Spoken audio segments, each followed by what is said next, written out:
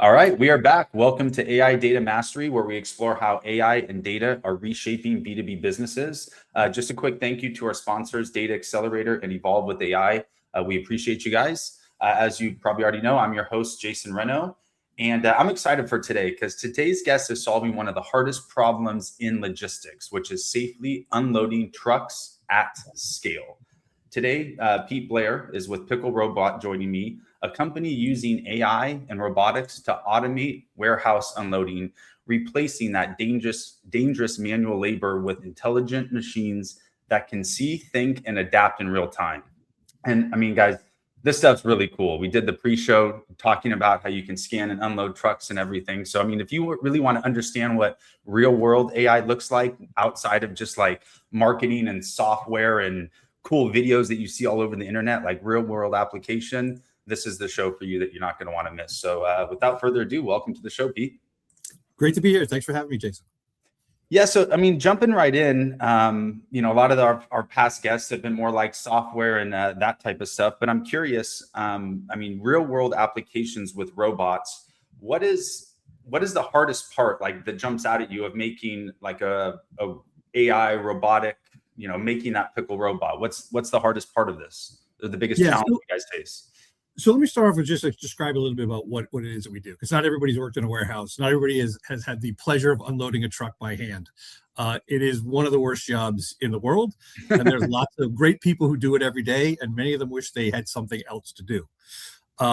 It's an area that customers who have this gravitate. So what we make fundamentally is a mobile grasping robot. It's an autonomous robot that a person stands in front of the back of a truck, turns it on, and then that robot goes in and it unloads the truck. It pulls all the boxes and packages out, puts them to a conveyor belt. That conveyor belt can then either be taken up into the warehouse where it goes to a sortation system or some other type of automation, or it could be that there are people are palletizing or doing something else with the freight as it comes off. But fundamentally, you get people out of the back of that trailer, where it's hot in the summer, cold in the winter. Packages can weigh 60, 70 pounds. They're as high as 8 feet up over your head. People on little people use little ladder type things to go in there and stuff. It's just a crazy job. It's also a job that all of our customers, it is the highest turnover area in their facilities, right? So it is very often that the tenure for the people who do this job is less than 3 months. They basically do it. They burn out. They're like, this is just not fun. Either that or they get hurt or something, right? Injuries and everything else. Yeah, I mean, pretty much in every warehouse we go into, people who do this job, they do it in the hopes that they do it well enough and get recognized so that they can get pulled to some other job at the warehouse. Yeah, it's literally just a foot in the door. Totally. And the other way to do this is, again, manually, is with temp labor, right? And so it's very often that customers will bring in, say they need really 8 people. But they'll bring in a dozen because they know they're going to lose a couple people at the first smoke break, and there's a couple people who aren't coming back after lunch. So that kind of gives you the space that we're into. So it's a big robot. It's an industrial robot. It's on a mobile base. It goes in. It sees what it's looking at. It figures out what to pick, how best to grasp it, how best to move it without dropping it or damaging it, and get it out of the vehicle. We talk about really is it's part of this emerging category of what we've now lumped into it called physical AI, right? So this is using AI to do physical work, right? So different from our normal, what we all use in our everyday, ChatGPT to do resumes or interesting, write an email, that type of stuff. That kind of stuff, which is more intellectual type of work, right? It's creative. It could be even writing songs, right? It's all that kind of stuff. And we're certainly very familiar with our own marketing space around like virtual SDRs and those kinds of things. But when you think about that type of work, there's no physical aspect to it. And so, our CEO is an MIT alum, and he's often said, in high school, he always thought that AI was really all about robots, right?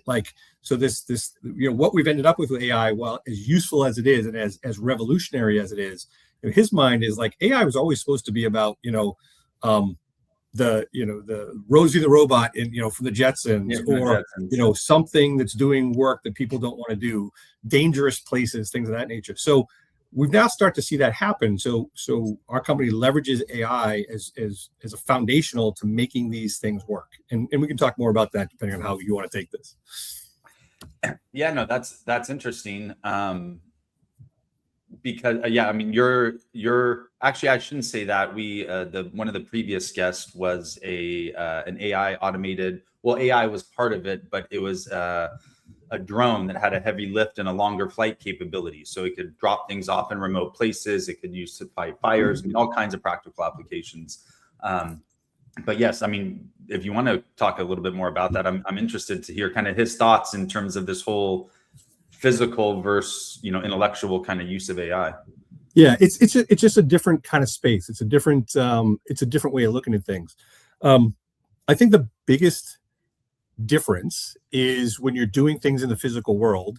One of the things that doesn't exist is a data set, right? So if you think about ChatGPT, it's changed, trained on the internet, right? All the videos and goofy stuff and research and everything that's out there, whole libraries have been digitized, right? So ChatGPT is trained on all of that. In our world, we have to handle packages. You have to handle a box. And so there's no data set on the truck that's backing up to the dock. There really isn't, right? And you might have like, oh, I saw on a website a product and it comes in a box and it has a weight and dimensions on it, right? But that exists so ethereal, right? And it doesn't tell you about what it looks like in the back of the truck, like if that's on its end or if that's upside down or if it's tilted or whatever. And so handling that stuff, it requires much more of that true understanding of the physical environment in real time. So we use AI in a number of ways. One is in the vision side, right? So there are very complex scenes and there are very simple scenes.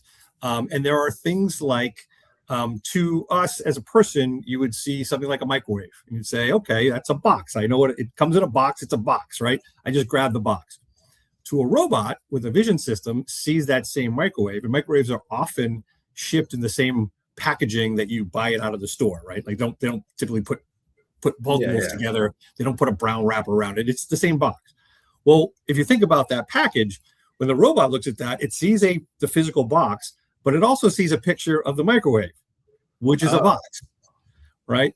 And typically microwaves have a square window on the front of them, which would be another box.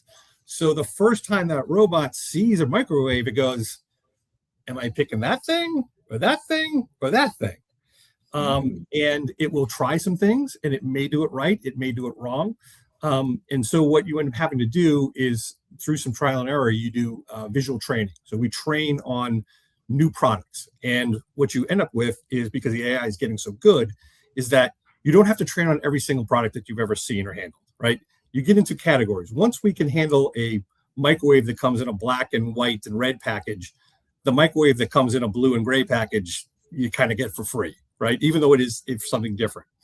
And so this repeats itself. And so one of the things that we do, because we're installing the customers from Ryobi to Hoover, Houston Logistics, Veritiv, which is a company most people don't know about, but they handle all kinds of industrial supplies, paper towels and things that you get at work, right? Mm-hmm.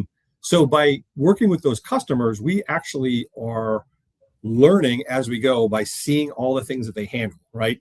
Houston Logistics, for instance, actually handles, it's called a transload facility, which means it's an import facility for one of their customers. And their customer is a major retailer. I can't tell you their name, but everyone who's listening to this knows who they are. And so they handle literally a couple 100,000 import containers a year. So everything under the sun comes into this building, from toys to foodstuffs to apparel to and to microwaves. Yeah, right? I was going to say to microwaves. It's all in there, right? So by us working at this customer, giving them a real benefit, a real ROI, unloading those trailers for them where it's hot in the summer and cold in the winter, and they have high turnover, we're doing real work. But at the same time, we are building this data set, this data flywheel that feeds into improving the robot, not just for the next generation, but for the next set of software and across the fleet. And so this is really interesting because you're getting into how else would you train on that?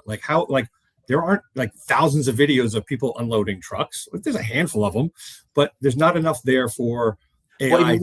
You're not going to train a robot because a robot's not going to unload the truck the same way a human does. So it's not, I've never really thought about it like that. But yeah, from a ChatGPT marketing, copywriting, graphic design type of software, there's infinite amount of data for the AI to use and pull from. But yeah, that truck pulls up, there's crates, there's boxes. The boxes are 6 different angles. Something falls over in a truck. So now you have a truck that's all, a big pile versus nice rows. It's like, what is that?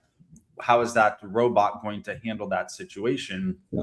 So you have to be able to scan, intake, evaluate, and do, it's like everything in real time, right? It just expedites everything. You can't build a data set or a prompt and then, okay, now it's just really easy to use the AI. The AI literally has to work in real time and make real time decisions. You have 4 to 6 seconds for the robot to see something, decide to get it, pick it, and place it, and then do that over and over again until it's out. I would say 4 to 6 seconds at the most. You start taking any longer, now it's how you're going to unload a truck with 1,000 packages in it.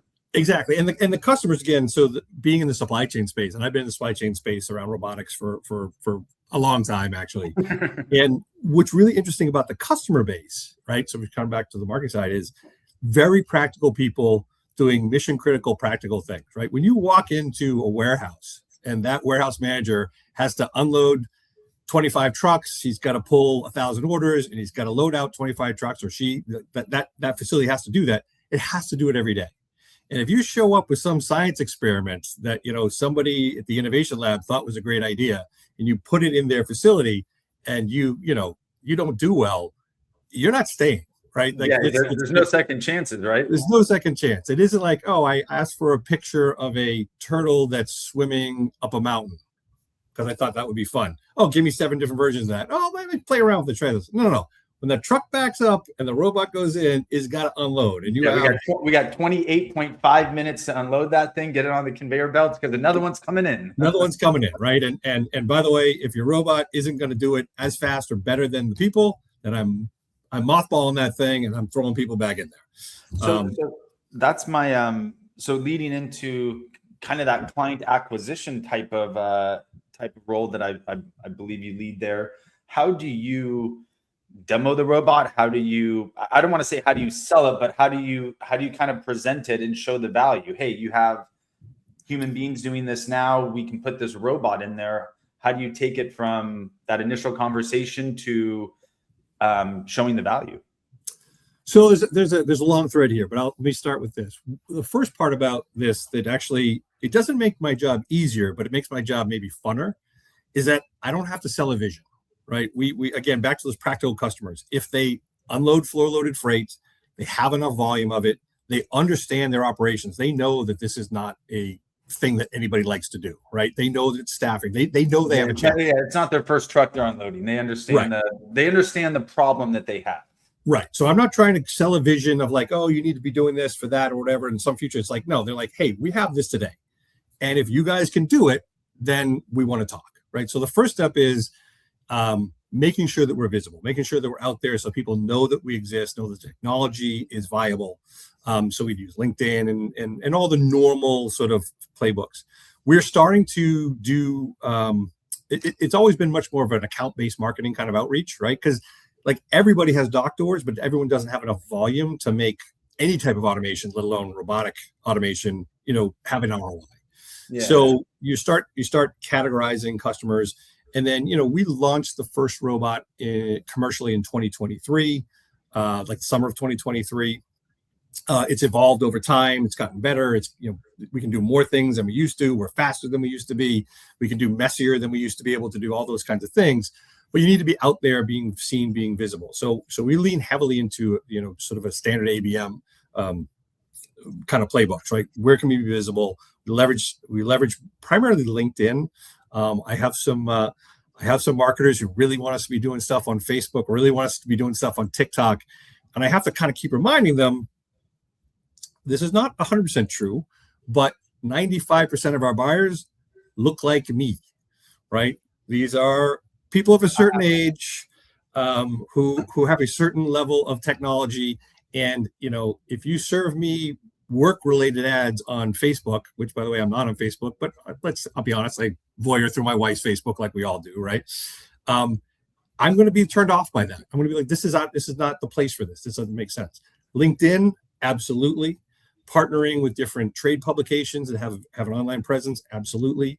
And starting to work really, we're starting to lean into AI-based SDRs. So because we're really trying to do much more of an inbound kind of movement, but there's a sophisticated qualification that has to happen. So an inbound, the virtual SDR can only take us a certain way, and we're always trying to find that balance between when do you tell a prospect, no, or hey, this isn't a fit for you, versus hey, if I knew a little bit more, maybe we could come up with a way to make this work for you, right? Yeah, or maybe it doesn't work now, but the way you're growing, it could work, in 6 months from now. So you don't want to tell a guy no and quote unquote like piss him off or insult him. Yeah, and close the door, right? He could have a growing business, and he could be your best client in 2 years from now, right?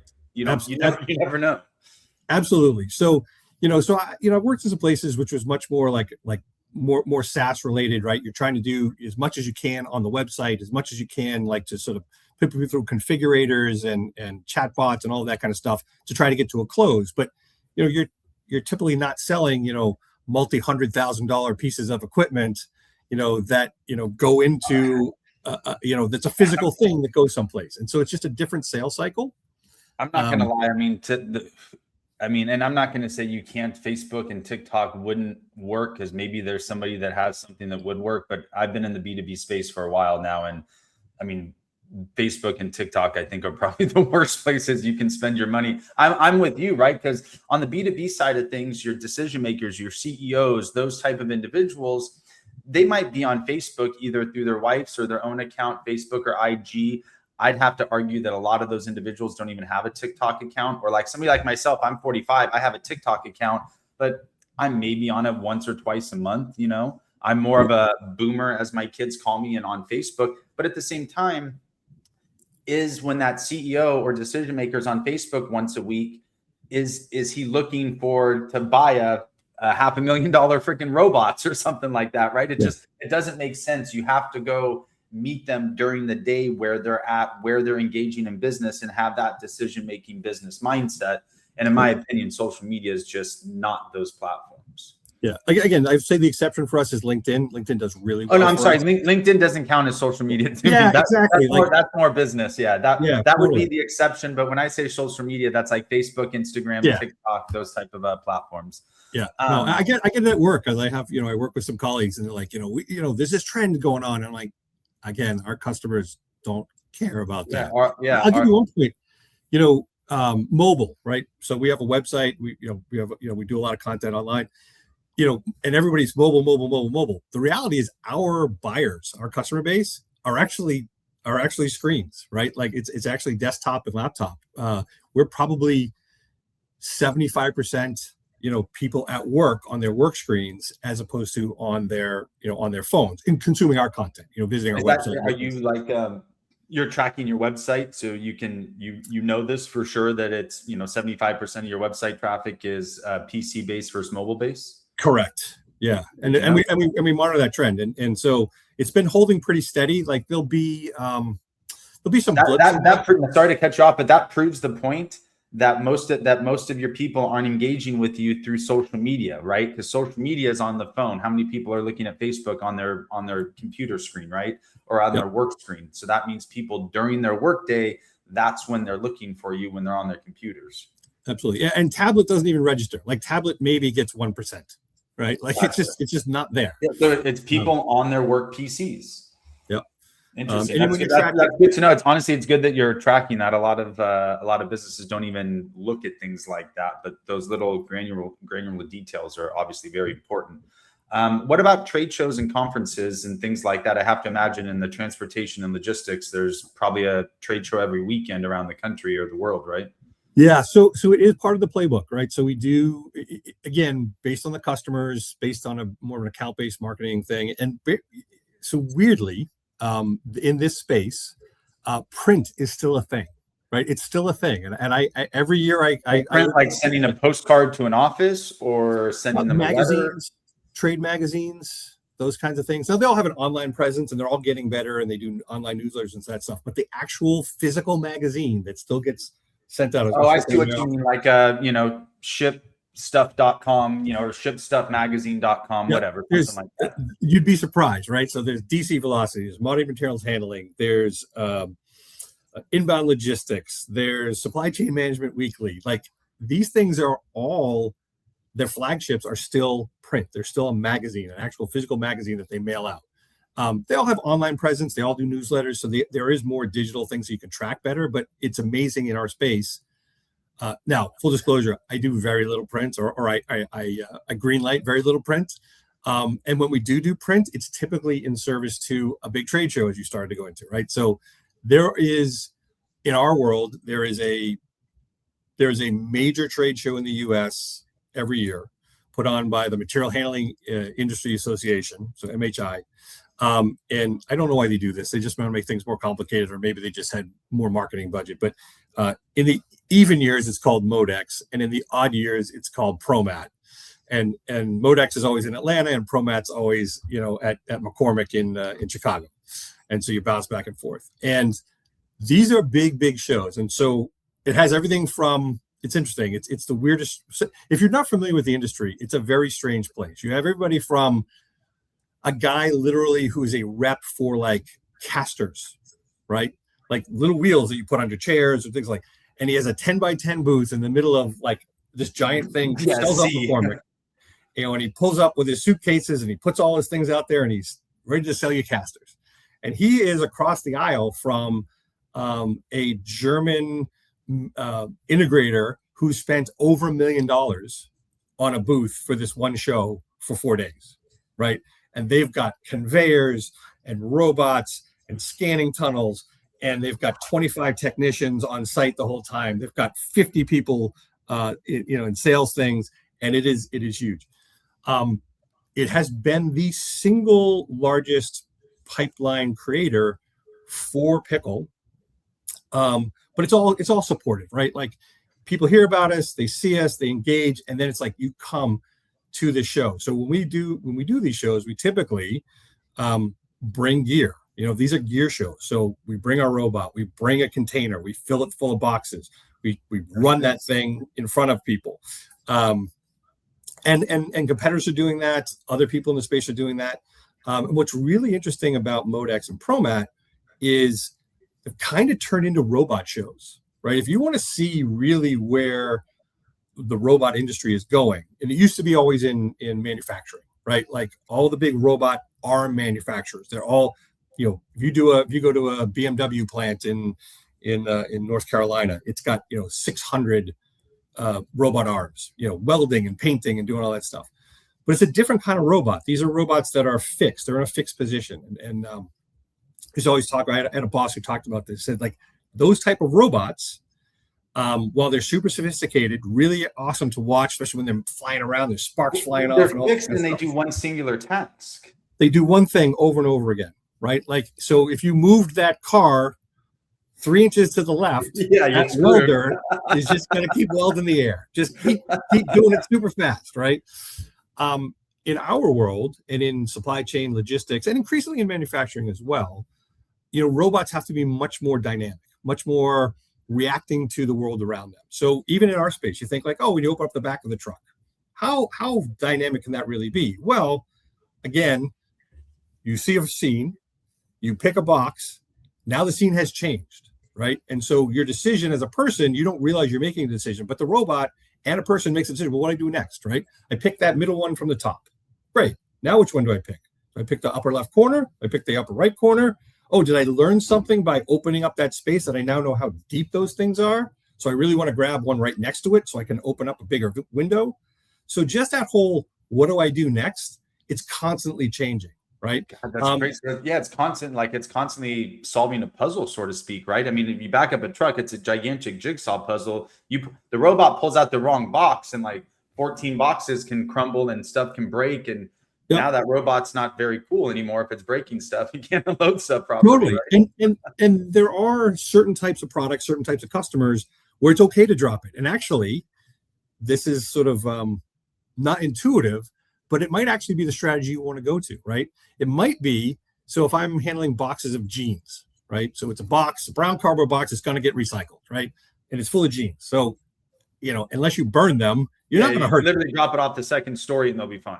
Right. So a strategy you might want to employ with that type of freight is pull the wall down.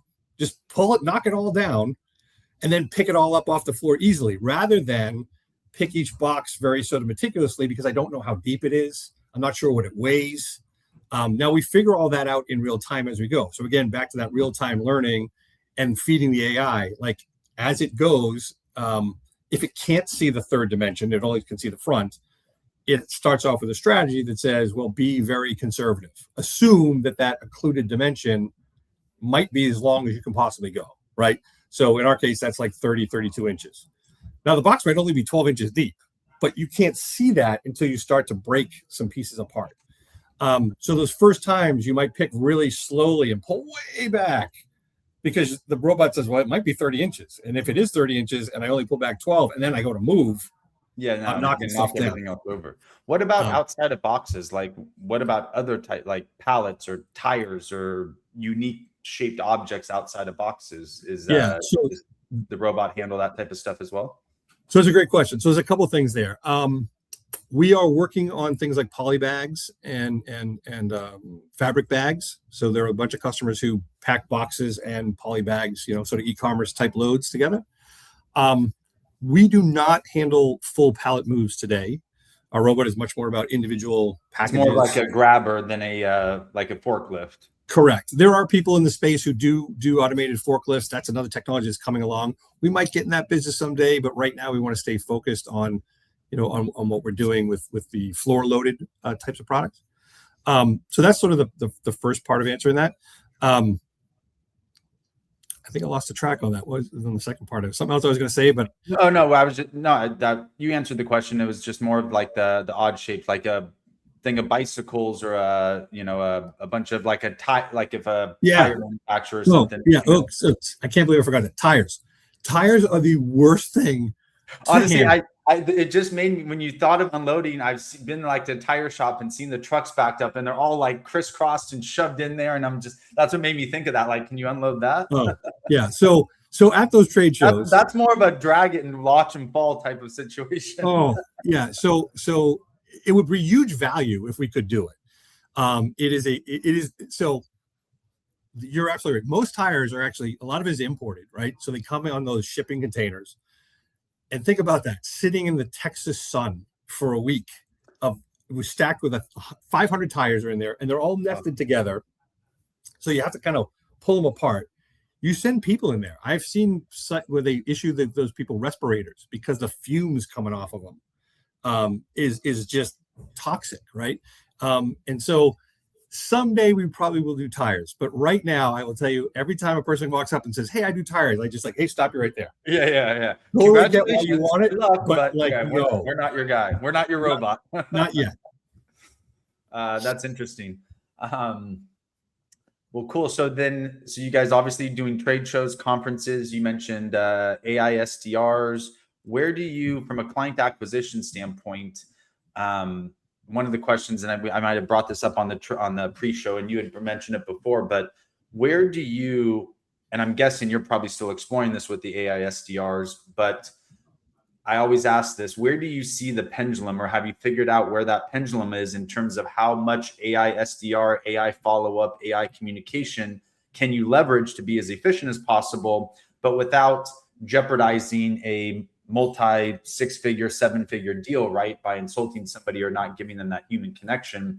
And I think that's where we're at in the B2B space. Everybody's trying to figure out, like, where is that pendulum? I want to use AI and I want to be as efficient as possible, but AI isn't going to close a multi-million-dollar, multi-year deal, right? Yep. So is it 35% AI and then 65% human interaction? Where do you foresee that pendulum stopping for you?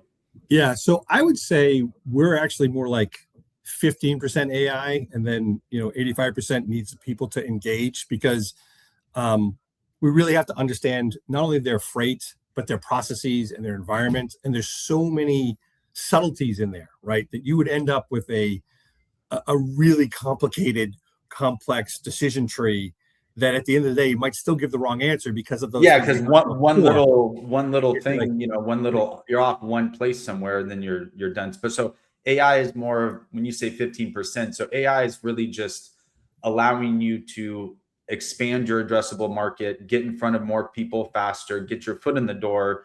But then once that foot's in the door, then yourself or your human business development team needs to step in and build that relationship. What about throughout the process? Have you looked into like? Well, actually, let me say, I think that will change over time, though. Like, so part of it is also, again, we're doing physical robots, physical AI, right? Mhm. So as the robot can do more things, so when it can do tires, right, that changes that I can say yes in something like a virtual SDR. Where today, like, oh, if it even sniffed like tires, it would be like no, no, no, red light, no, right?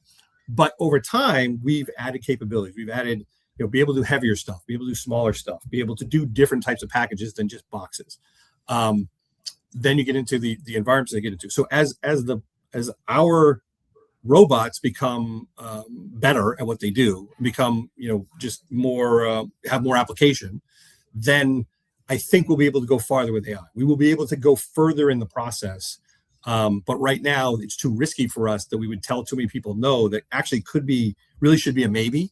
Like really should be like if we ask a couple more questions that only a person would know, like, oh, this is too down in the weeds, but like they go there. The other thing is we actually end up doing site visits a lot of times, right? So we actually send people out to a physical site visit and look at things like, how different of a height is the back of the truck to the floor of the warehouse, right? Because in a normal warehouse or mountain warehouse, they're about, the truck and the floor are about the same level, and there's some kind of plate that goes over it. But in a really old warehouse, you might be off by like a foot, and because they don't drive forklifts in them, they don't put anything with wheels. It's just people step over that threshold. But the guys who operate it just don't even think about it. Like, oh yeah, we have 10 doors and they're this and like that. But like until you see it, you go like, oh. To the robot, that could be a problem. The robot's gonna be a problem, right? Or like, yeah, I have, I was in a facility that does footwear, and at their headquarters, they've been in business for like 90 years, and this headquarters has their warehouse on it. And from the outside, it just looks like a regular warehouse. When you go inside and you're standing there, you're looking at it and you're going, there's something off about this dock, and I'm not exactly sure what it is, until it finally dawns on you that the doors are short, right? Because it was built in the 50s, right? Or built in the 40s. And the physical doors, aren't 8 feet tall. They're like 6.5 or 7 feet tall. Interesting. And because they're all the same, it just looks like a dock. But then when you get in there, you're like, there's something off. Like, that's not a question you're going to ask people, like, how tall are your doors? You're like, why you ask? I'm leaving now, right? Like, you're in the weeds. So some of those things will always require the human touch. But as the product becomes more able, like maybe there'll be a time when the robot can step over that threshold and drop down a foot, and it won't matter. And so then we can start saying yes, or further up in the virtual cycle. That makes perfect sense. Yeah, I mean, at this point, from the B2B business acquisition and development standpoint, I don't think it will ever be 100% AI. I think there's always going to be, those unique situations with unique situations, pricing. I mean, there's so much that goes into these large, complicated deals and contracts. What I was also mentioning though is even, so the AI, say 15% could be up front to get that person in the door. But then there's also techniques that you could use to solidify that relationship throughout that. I'm assuming, because obviously your buy cycle is probably 3 to 6 months, right? You got to go out there, you got to do a site visit, you got to go back and forth. So, but during that 3 to 6 month buy cycle, is there a way to incorporate an AI type of concierge that's sending the client, hey, check this out. Here's what a recent client had to say about us. Here's a case study. Here's a Google review. So throughout that 6 month buy cycle, on top of the human interaction, there's also that kind of trust building, credibility type of communication that, you added another during a 6 month buy cycle in 180 days, you have that AI concierge communicate, let's just say even 30 times, right? That's 30 more impressions that's going in front of your client that the human person didn't have to physically do on top of that human interaction. So I think there's a lot to kind of open up and explore that will kind of come to fruition and be available to B2B businesses, and if not now, in the near future. Yeah. So the two areas we're looking at actually really strongly right now, one of them is that, right? So basically applying AI and automating the nurture playbook, right? Outside of the traditional, CRMs, just sending an email. So like just being much more, because you can be dialing much more specific to that customer. And like I pull this content rather than just send everybody the case study of whatever, get much more granular. So that is an area we're actually looking at. We haven't implemented it yet, but it's something that we're pretty excited about. I think the other one is, again, comes up in big enterprise B2B, is things like RFPs, and also like InfoSec questionnaires. When people says, "Oh, I have my IT guys have an InfoSec questionnaire that you guys need to go in," and you're thinking like, "Oh, okay, they got 10 questions." No. It's a 6-page, 8-font spreadsheet, right, of very detailed questions about protocols that you use and all these other things. And every large enterprise has them, but they're all different, right? So I think back to my consulting days, we used to like, okay, when we did this for somebody, to keep that because we can leverage that again someday, right? And we do it for another customer, leverage that. So once you do enough of these, being able to sort of like, let's not, because it can take, it can take a couple of people like all day to like try to figure out how to just go through that InfoSec thing. And the RFP is even harder, right? That might be 15 pages. So you're saying like build out a knowledge base of all of that information that's repeatable, that's needed for every RFP, every one of these documents. Just build out something that you could now kind of plug and play. It can fill out 95% of it, and you just go in and kind of dot the I's, cross the T's.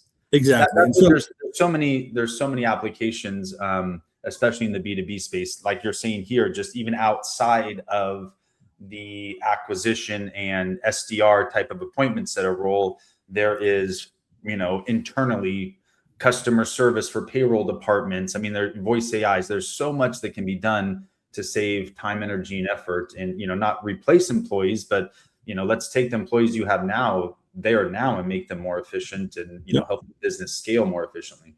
Yeah, it's an incredible time that we're living in across all of this, from what our robots are doing in the physical world to what's going on in the in the other spaces. So it really is.